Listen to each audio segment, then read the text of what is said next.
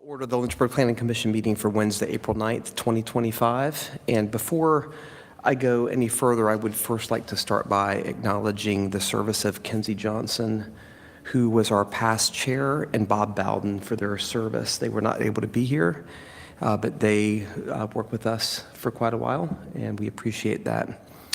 Our first order of business is the approval of the February 26, 2025 meetings. Any additions or corrections?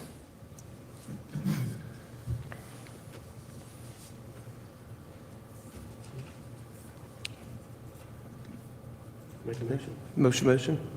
All right. Second. I'll second. All right. All in favor? Aye. Aye. All opposed? Abstain, wasn't here. All right. All right, we'll now be hearing petitions that are open to the public. So petitioners or their representatives will be given 10 minutes to present their petition. Subsequent individual citizens wishing to speak will be allowed a maximum of 3 minutes each, and representatives of an opposition group will be allowed a maximum of 10 minutes. At the end of the public hearing, there will be an allowance of 3 minutes for rebuttals. So our next order of business is to hold the public hearing on the petition of Martin Ridge Homes LLC to rezone approximately 4 612 of an acre located at 665, 667, and 669 Leesville Road from R1 low-density residential district to R4 high-density residential district to allow for a 54-unit townhome development. Rachel? Vice Chair, members of the Planning Commission.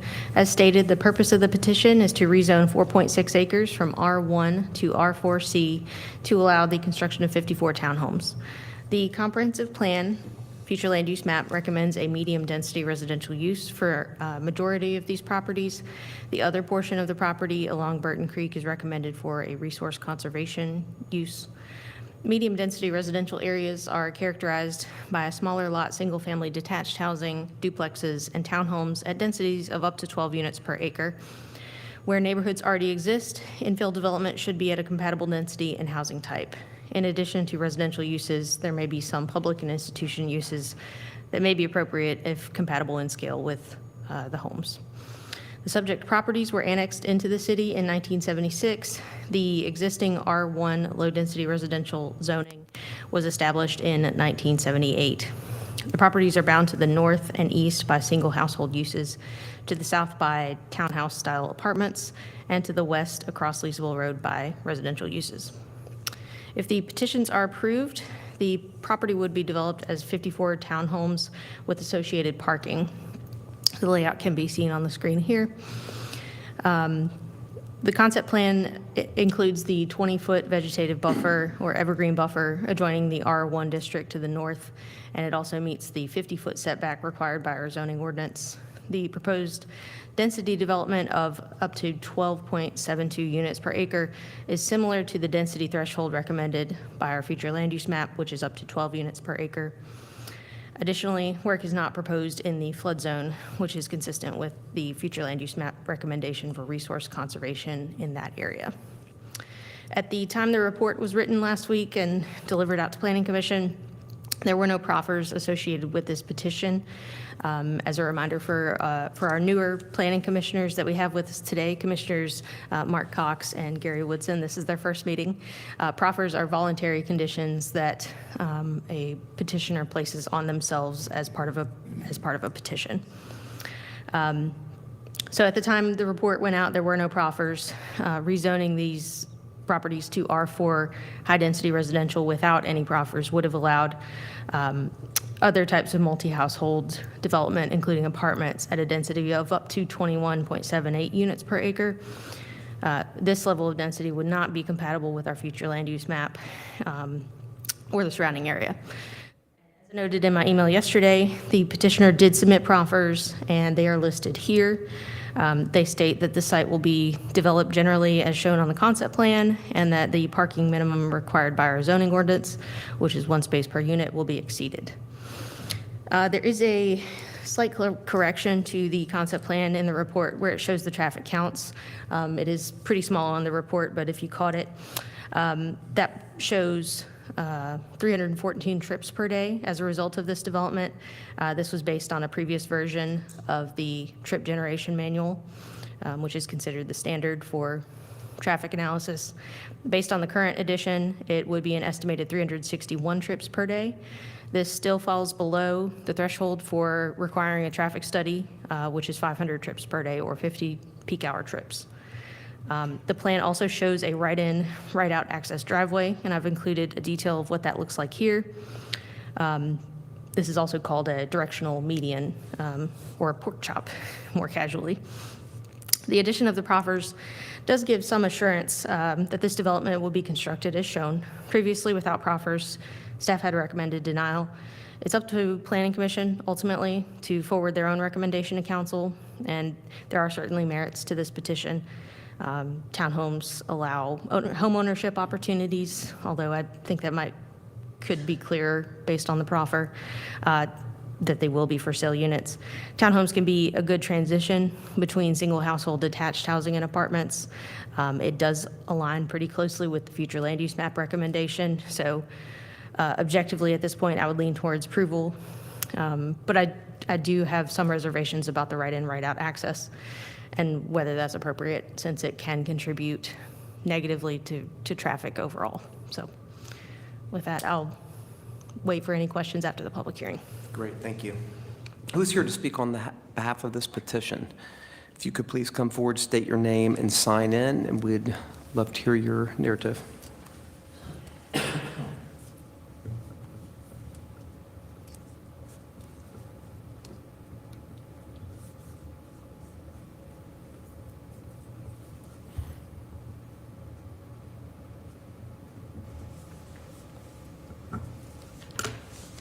All right, thank you, Mr. Chairman, and everyone for your time tonight, and thank you for the opportunity to present this project to you.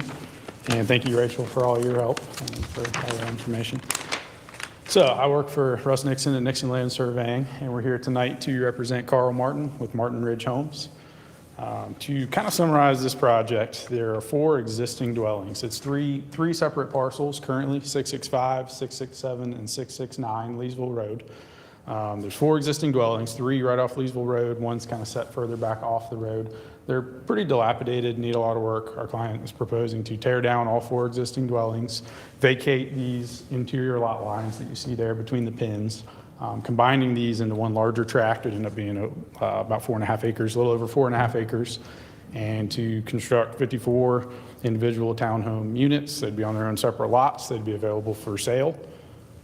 There'd be basically 6 clusters of 9 units, which, as Rachel said, is very, very close to the future land use number of 12 units per acre, roughly, once you take out the land of the flood zone, except for that 10% that we are allowed to use in the calculations. There would be public parking down here, follow through all the way around Lane. One of the concerns before was a turnaround for emergency vehicles. We solved that by connecting the drive lane, multi-direction drive lane all the way around, again, to the right in, right out. We updated the trip report according to the 11th generation trip report calculator. Thank you for that, Rachel. That's basically, she summarized the project and most of what I was going to say about it. Okay, well, we can get any public comment, and then we'll probably bring you back up for more questions. Thank you, sir. Thank you. Is there anyone else here to speak in behalf of this petition? Great, thank you. And please state your name and sign it there on the form.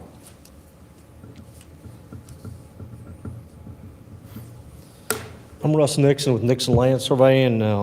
My company was hired to represent the Martin Construction Company. Rachel pointed out the pork chop style entrance into this development. As a designer, there are, and she's worried and concerned about the access off of Leesville Road. One of the things I want to point out is currently right now the property with the 3 houses on it has several driveways off of Leesville Road that are single-family residential. In our design, and what we would do is probably a modified type entrance with a taper along the frontage of our property. That has not been engineered yet. And that's because we get to a certain point in these development designs for rezonings, we do not want to cost too much money for our client in the process of doing these rezonings. But we do know, in working with Lee Newland and Ryan Reynolds, your traffic engineer, that we can do a potential modified entrance onto and off of Leesville Road. We are going to be extending sewer from our project from where it is at the creek on the lower end of our property to Leesville Road through our development.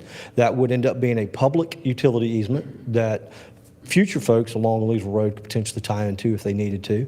We would also be extending water through our development that potentially could tie to other folks to the north or the south of us if they need it. I think there's going to be a lot of benefits to this project for our client and for the city. Currently, right now, to the east of our development, our client owns that property, and it's already currently zoned for. It's already zoned R4. I believe I'm right about that. If you have that zoning map? Okay, I'm sorry. It is R4, yeah. Okay. It's already currently zoned R4, and they can by right do a townhouse development. The question was asked by planning, are we planning to tie those two developments together? And the answer is no. We would have to construct a bridge over the flood zone or over that creek that's to the south of us. We have no intentions of disturbing the flood zone at all. And we plan on this project meeting all of the requirements by the city of Lynchburg. And I believe this is going to be a good development for everybody. I think it's going to really beautify that area. And I really think it's going to help with the housing market that we have right now.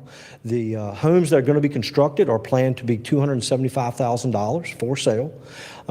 And these are not considered affordable housing, but they are considered affordable to the fact that most of the folks that are going to be buying these will need that price range to purchase their first home. I'm available to answer any questions. I am the design surveyor and engineer on this project, and I'll be glad to help y'all with anything you need. Thank you, Tom. Thank you. Anybody else here to speak in favor of this petition? All right, anybody here in opposition? I know we have one email, so could we hear from that? Yeah, voicemail.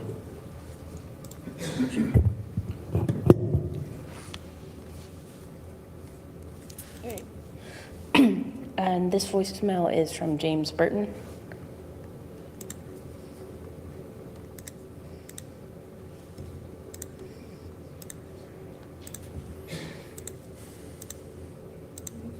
Yeah, no. Calling in on the planning commission for Martin Ridge Homes on Leesville Road to build 54 townhomes. I think we got enough on Leesville Road, and I oppose this plan. Have a good day. Bye-bye. All right. Thank you. Hearing nothing else, the public hearing will be closed, and now you might want to come back up for questions, because I'm sure there will be some, whichever, or if you work as a team.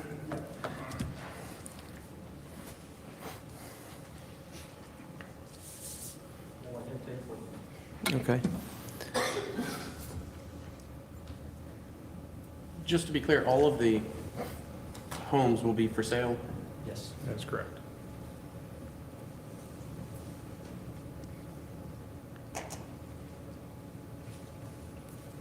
Is it open question? Yeah, yeah, I brought them up because I knew there'd be some questions about this, yeah. A few questions I normally ask these sorts of things. So, given the price range of these, this will put a mortgage in the range of $1,600 a month, which is low side of going rate for rent, ish. What need is this designed to address besides the obvious need of the developer, to produce dollars? I believe it'd be perfect for single family, for families, as well as for students, splitting it, renting it out to roommates as well to help cover their mortgage. Starter homes for small families or new families. I think it's pretty multiple use for a wide variety of people looking for housing.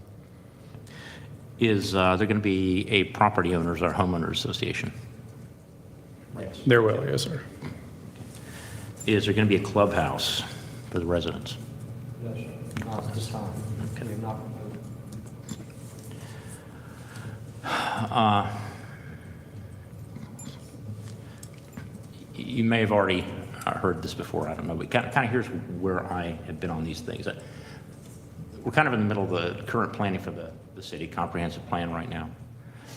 And for the last several decades, the lower 2/3 of Lynchburg has suffered the vast bulk of high-density urban housing coming in. With that, the associated things of traffic, crime, city services being used, especially traffic, which people complain about and whatnot. The upper third of the city has largely avoided these things. That being said, there really isn't much room. So the city council relatively recently has admonished us to not rezone R1 to higher density things because we just don't have enough space. And as far as the comprehensive plan, we're trying to decide which direction the city should go. And do we want to be a city that is a city of transient residents or one that has more home ownership in the city? Right now, we are upwards of 60% renters in the city. And for any city, that's getting to be alarming because then you start running into taxation issues, valuation issues. They're getting ready to levy even higher taxes. I know my house is getting ready to go up 30 to 35% in the assessment. Meanwhile, they put some habitat houses not that far away, which is going to devalue, and you can argue that all you want. But the lower 2/3 of the city has suffered the Section 8 and the higher density and the HUD houses and everything else coming in that bring a host of other problems. There just isn't any room for more higher density in the lower 2/3 of the city, in my view. So while I respect the developer's intent of this, and I'm certainly a private property person normally, in my view, the interest of the city, and particularly, as I keep mentioning, the lower 2/3 of the city are going to trump that. And I cannot support this personally. You do understand this is not HUD housing or Section 8? I do understand, and that's why I asked these several first questions about the POA, the value, the cost of the houses, and I'm aware of the townhouses that are nearby there. And I mean, one of the things I'd like to bring out is a house, if you build a series of houses, 100 years from now, I live in a nearly 100-year-old house. We've done everything we can to this house. A great house, love the house. A house 100 years from now can still be, and this city's a testament to this, can still have high value, a desirable place to live, neighborhoods, streets, whatever. Apartments 50 years from now, 75 years from now, are urban jungle. Townhouses can go the same direction if they're not built to last 100 years. It's a huge problem. And once they are in, you are not getting rid of them. You will never get them out of there. So it kind of goes with personally, and I don't know how the rest of the Planning Commission feels about this, but personally, I look at this and I think we're in trouble as it is. And it's certainly nothing personal, but looking at even more of this going in, I was put on the commission to kind of try the best that I could to put the kibosh on this. So I certainly have nothing against any of you guys. Yeah, you guys are doing a great job. But however anyone else votes on this, it can't get my vote. Sure, yeah, please, absolutely. You did point out the shortage of, or the oversupply of renters and the percentage of renters. I think this is a remedy to that. This is a step towards ownership for people that maybe couldn't afford a brand new house or a 4-bedroom, 3-bathroom house. This is to lower that renter percentage and possibly drive up the homeowner percentage. Yeah, and that's a good question. And the answer I would give that is the city has been absorbing the vast bulk of that for a long time. Surrounding counties don't want it. Although some of it's starting to go up in the counties now, there are exceptions to this, but you're also seeing new housing developments in the city. Some downtown, not far from here, brand new houses going up, new houses going up behind Walmart up there that are housing developments, otherwise would have just gone up as apartment buildings. There's a movement to try and get away from the urban density. But I can tell you, there's a whole lot of undeveloped property if you go north in the city. And there's big brouhaha burning about that right now on Wigington Road. So can I interrupt? Sure. So I wanted you all to come up really just in case there were questions because, like when you look at a proposal, I think that raises questions and we can still deliberate. I don't want you all to feel like we're deliberating with you as much as among our body here. So does anybody have any questions about what they're seeing here? One question, is this at first on Leesville Road, we've had a right in and right out there, and does your property that you mentioned, a block, I live for the last almost 50 years right beside North Street. I understand where you're at. Yes, sir. So does the other This is property not- have a right-in, right-out, or is that, because that's in the process of being developed now? I'm developing Windsor View Townhomes right now. It's at 715 Leesville Road, which is down the road from this. And we proposed a right-in, right-out only entrance on it with a taper, a modified taper on it, which will accommodate several cars along its frontage. I've done, and I understand I've been doing this for 21 years, and I've done many projects on 221 in Forest, but they still have the same premise because we're dealing with the road issues.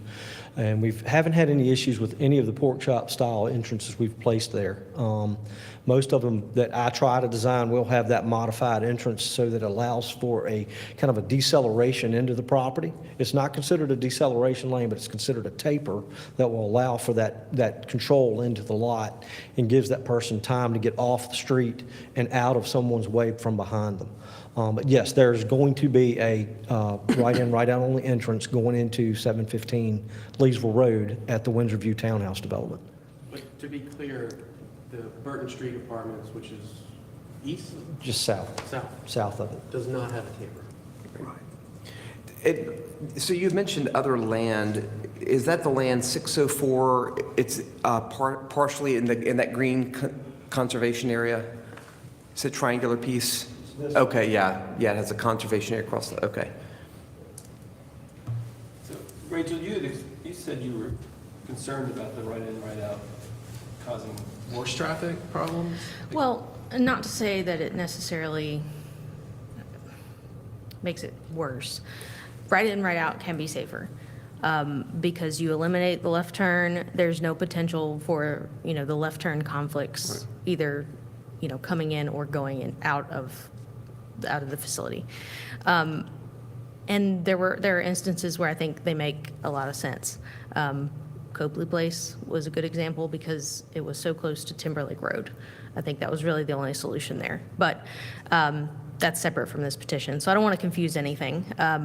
But, right in, right out, I think long-term can contribute to overall congestion on the road network because you are sort of forcing people to go out of their way. If there's a shorter route that they could make by making a left, then they're going, up Leesville over to Timberlake, back around to Greenview, if that's their goal to get that way. So there's that possibility of creating more trips on the road when a shorter trip would be available. It can lead to unsafe maneuvers like U-turns in the middle of the road, which of course people should not do, but we know occasionally some people do.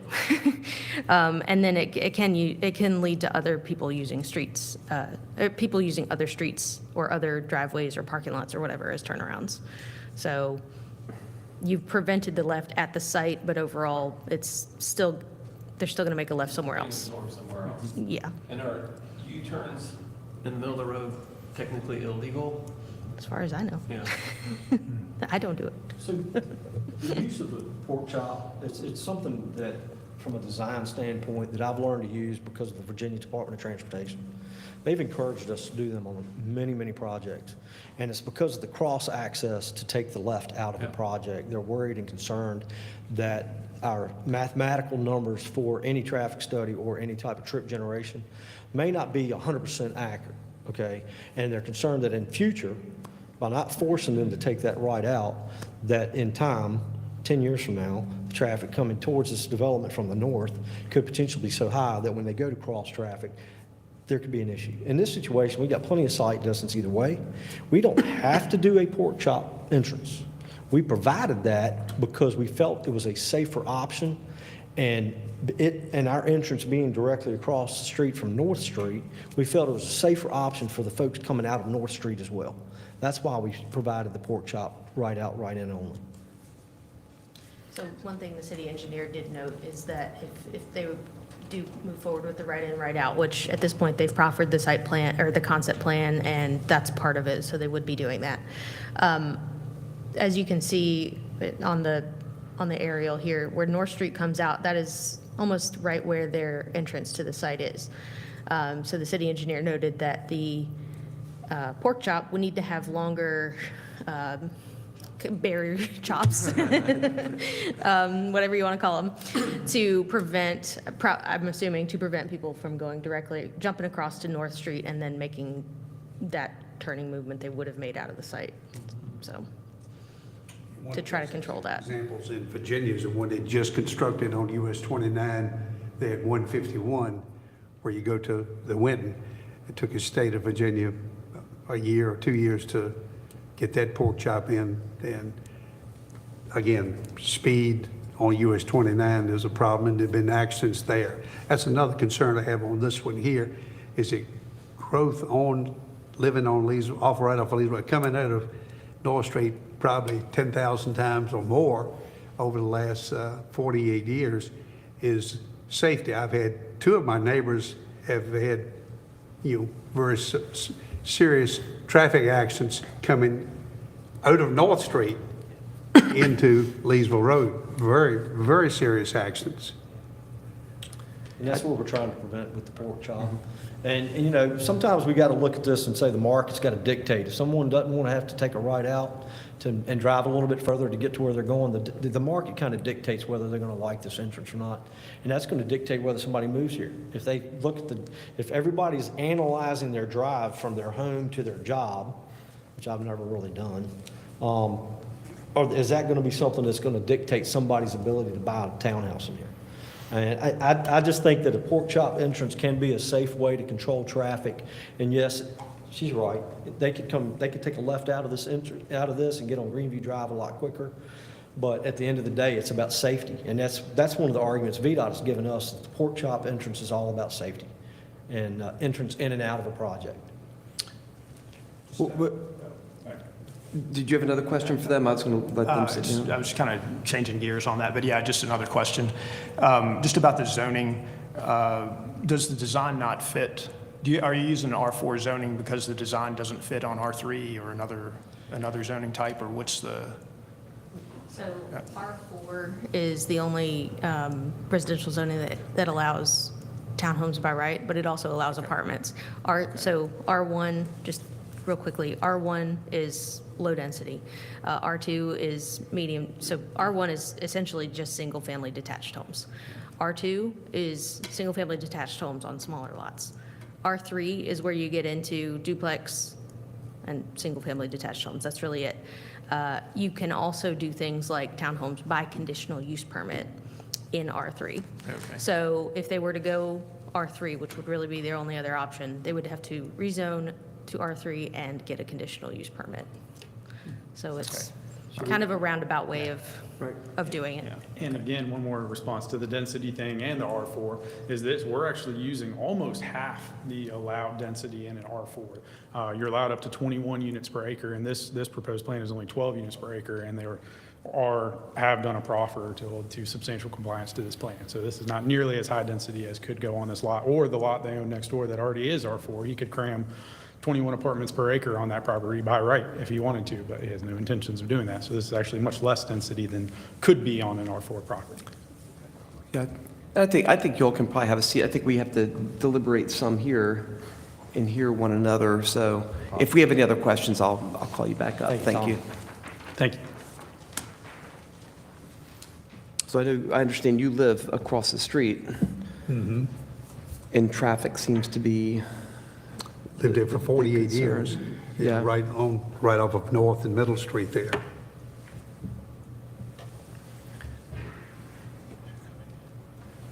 I guess there's a question asked previously. There are no other pork chop intersections on Leesville Road at this time. Is that correct? I was just panning the map. I don't see any currently, but as Mr. Nixon said, is there one? There isn't any. Okay. There's one that will be forthcoming with that project, but, yeah, So there's one approved. one approved, right? Okay. I think the issue I run into, for totally, maybe not the same reasons, I think the infrastructure's there, and I'm a supporter of utilizing infrastructure. I just spoke with a council member earlier, and this road has less traffic than Rivermont. So it's not a heavily traveled road. The issue is a speed issue, as you said, like people going too fast. I thought it was interesting that a developer from a project we approved recently had said we need to consider a road diet. Like maybe we need to actually make the road more adequate for what it is, because we're starting to make it more of a neighborhood road. And right now it's a highway out of town, and that's the bigger issue. But I also hear council, and this has been going on for a few years, like saying, hey, we need to protect R1, and so how do we do that? And the idea of having a buffer between R4 and R1, like there's no buffer here. So those are some of my issues with the project. Mine obviously is less complex than Tom's, a little more simplistic. Maybe I'm looking at where we are now. We have, due to doing this kind of thing for so long, we have very little R1 left in the city where single-family houses can be built. So it's either change that, or as Kenzie mentioned earlier, we can change the size of lots that we can use for single-family houses, which I thought was a fairly good suggestion. But ultimately, we have to look at what the statistics are in the city. Are we going to be a transition residence city where people live here temporarily until they can afford to buy a house in the counties? Or are we going to be a place that is a destination where people want to live and raise families here?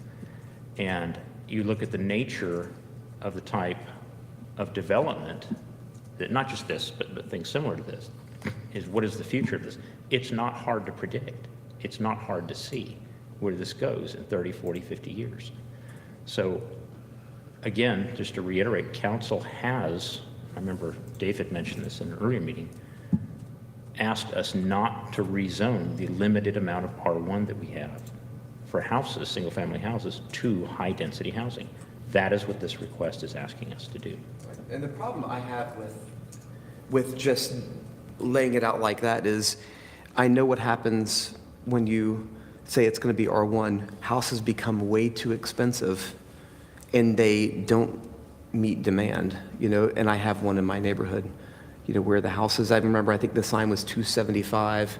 They were going to build them, and now they're 600, and I think that I wish that we were looking at this in September after we finish the comprehensive plan, because I think that we need to consider how land is used. And for example, are townhomes always R4 everywhere?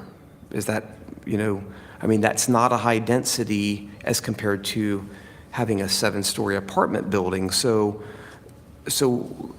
that's what I wonder, is like where townhomes and other housing will fit into the next comprehensive plan.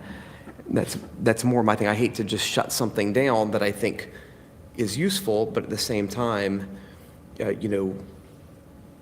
timing is really important in I would this. suggest we look at, not to interrupt, John, I'm sorry. No, I was just going to say, I was just going to remind Planning Commission that, while I definitely hear you that, the comprehensive plan is in a transition period right now because of the update. We are currently, we're still operating under we should be operating under our current comprehensive plan, Right. because it is what is adopted. That's why I said if I heard it in September. And it should be the done. other plan won't be official until that's Right. adopted too. So I don't want to put the commission in a situation where you're kind of making a decision on a future comprehensive plan that's not in place yet. So just want to make sure we're on solid ground with Right. the I reasoning. hate to ask, and kind of alluded, given the proffers, I think you alluded to it, but where do you stand given the proffers? So I think based on what the future land use map says, which is up to 12 units per acre, and this is a little bit over, it's 12.7, I think. But, the description of the medium density residential on our future land use map is, smaller footprint homes, townhomes, duplexes, that sort of use. This does closely align with that. If you're going to say 0.7 is too far over, then it's too far over. Or if you feel like, that doesn't mean that duplexes, small lot homes, and townhomes are appropriate in every location, right? Because that description is for the citywide medium-density residential. But, you know, Planning Commission can always take into account the context of the petition in front of you.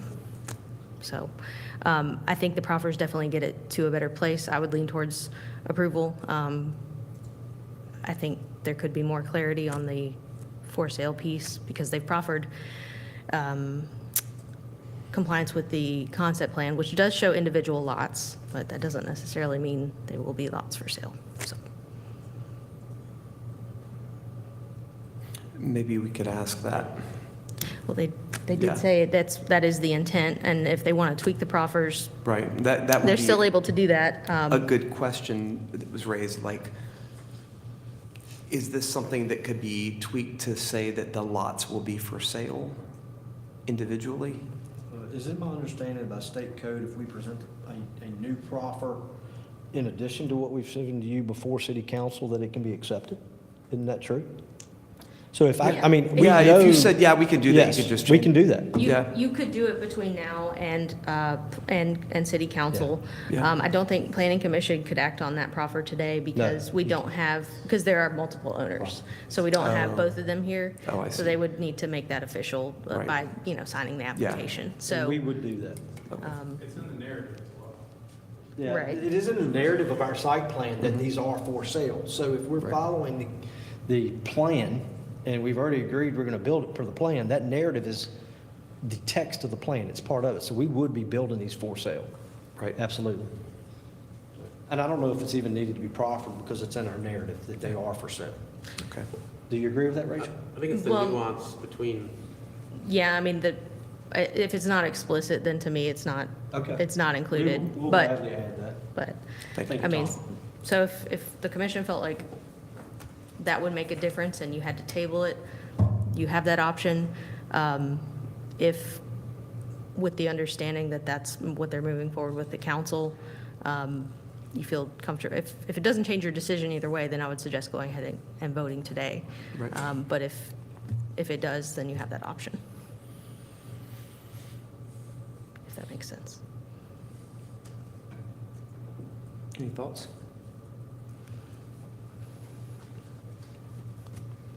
Final thought, I would caution us to be careful about the assumptions we make, looking at the limited number of parcels that we have in the city and about their potential use, given the fact that there are rather expensive single-family houses I know going up behind Walmart in downtown, in places you would never have suspected these things would go.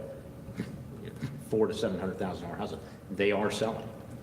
They are being sold, and they are, in some cases, selling out. I know the ones behind Walmart. I drove there and I thought, who would buy these things? They are right next to each other. Minimum $500,000 houses. They are selling. It's up near Alta Lane.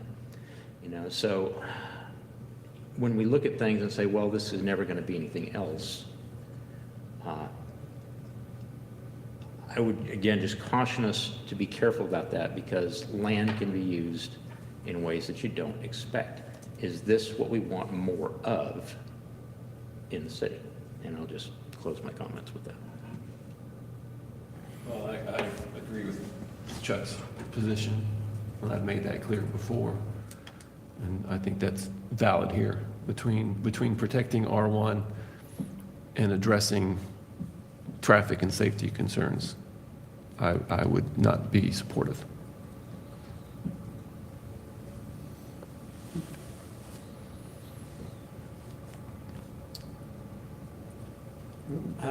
I'm torn. I value your opinions. We've heard plenty of people come up to this commission asking for more affordable housing. And $600,000 homes, I've not heard people say that we need more of that. I'm not saying we don't desire nicer homes in that space, but I've heard more people come up in front of the commission asking for more affordable housing than I have anything else. So I'm just, We do have counties, too. We're surrounded by counties.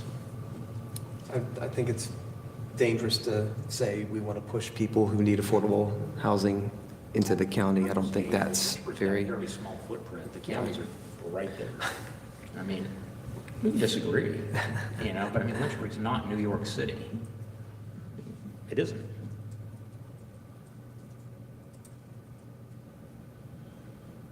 any thoughts, Mark? Yeah, I think it's a nice idea. You know, I think that, you know, there's some housing need for as presented here. You know, I'm not sure that, you know, that, you know, with, given where we're at right now with the design presented, that I can support this, but I think that, I think maybe if we had some more information, or if I had some more information, it would. Putting you on the spot. Yeah, yeah. So you would table it? I would table it, yeah. And you said earlier, the comprehensive plan's supposed to be, we're supposed to have more certainty on that in September? Well, I wasn't saying that because I would table it for that. I was saying that because I think that, I wonder if the way we define R4 today, you know, and R3 might be different. Which to me, then if I were an investor, I'd be like, well, I'm gonna wait and see. What do you think's gonna change? Well, hopefully more dense, hopefully. Like, I think that I think there's a need for, I think there's a need for utilizing space differently, for allowing townhomes, row homes. These are things that are kind of blocked out of R3. And, you know, having known people and had family members who lived in row homes, you know, they can be really nice. There's also opportunities to do other types of development on smaller lots that we don't have right now. So that's my thinking. I mean, I would be advocating for that, you know, in our future lived in a planning. row home in St. Louis. Yeah. It is quite an enjoyable experience. to be Yeah, honest. yeah. But I would agree with Rachel, that's not part of our discussion today. Right, It's but not fair. tabling, to say you could, But tabling it based upon. Well, that's potential true, that's changes true, in the yeah. Comprehensive plan is not fair to anybody. because PICPA could always bring it back. You can always bring it back later. Yeah, Yeah, well, if the motion is presented for tabling, I'm going to vote against that. yeah. If the motion is presented to vote as submitted, I'm going to recommend not supporting it, so You make a motion? if there's any more, is there any more Is it- discussion? I don't want. We can still discuss after motions. Yeah. And we don't have to be unanimous. Right. I Oh, mean, yeah. Clearly, we often are not. Right. So I think that sends a, Value in that. there's a lot of value in that. I think council looks at things more closely when we're not unanimous. Would you like to put that forward? So I'm going to make a motion that we recommend denial for the petition. Okay. Second motion. Okay, any other comments? All right, so the motion is to recommend denial. So we'll go ahead and vote. All in favor of denial, say aye. Aye. All opposed, say no. Nay. Okay. No, I voted for denial. Okay, so just state. Yeah. All right. All right, well, good luck in city council and see how that, how that works out. Maybe there'll be some changes or something that might move that forward. I appreciate you coming forward. Thank you. Mr. Cox, you could have asked any questions you needed to understand what we were doing. Thank you. All right, do we have anything else?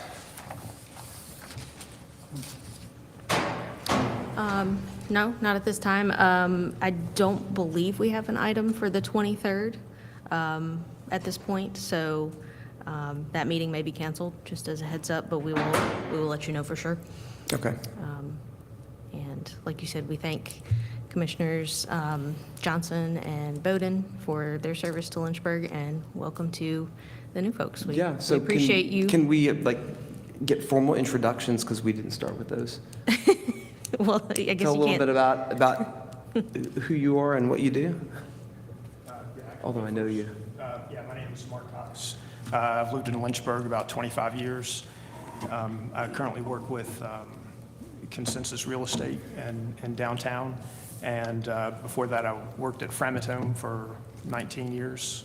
And I was an engineer there, and I do real estate now, and happy to be on the Planning Commission. Well, great. I'm Gary Woodson. As you stated earlier, I've lived in Lynchburg for almost 55 years. Been in the same home, the only home that since my wife and I have been married, we've been in that for 47, 48 years right there near North Street. Worked in marketing with the largest transportation company in the country for 45 years plus, and now trying to be more active in civic activities, especially with church, with traveling with 2 church organizations. And most important thing, as I told Rachel yesterday, is I'm a caregiver for my wife who has Alzheimer's, and I'm 24/7 with her. Well, it's nice meeting you and nice seeing you again, Mark.